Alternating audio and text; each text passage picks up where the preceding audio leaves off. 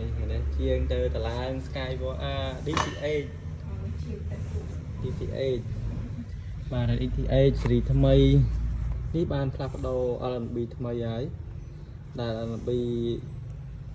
ថ្មីនេះគឺមានលទ្ធភាពទទួលបានកម្រិតវីដេអូ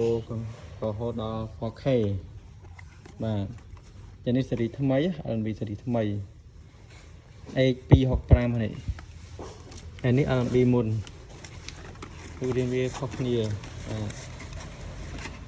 ក្នុងលទ្ធភាពវាក៏ខុសគ្នាដែរនេះ R&B មុនគឺរៀងវាបែបនេះ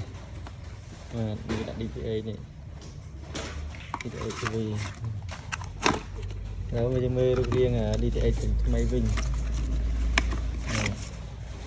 នឹង DT8 ស៊េរីថ្មីអស់ហ្នឹងរូបរាងចេះវិញចឹងវាមានលទ្ធភាពទាញរូបភាពបានច្បាស់ជាងមុនហត់ដល់ UHD នេះបាទ UHD ឥឡូវខ្ញុំនឹងចាប់តាមតឡើងជូនប្រជាជនហើយពិសេសទៀតវាមានលេខកំណត់ទិន្នន័យការងារស្រួលក្នុងការសេរីទៀតនេះគឺដើរមុំ0លេខរេនេះតាចឹងយើងទៅតឡើងទាំងអស់គ្នាជូនតេជនដាក់ចូលប្រអប់វិញចូលប្រអប់វិញចូលនេះវិញអូខេចេញដំណើរយេ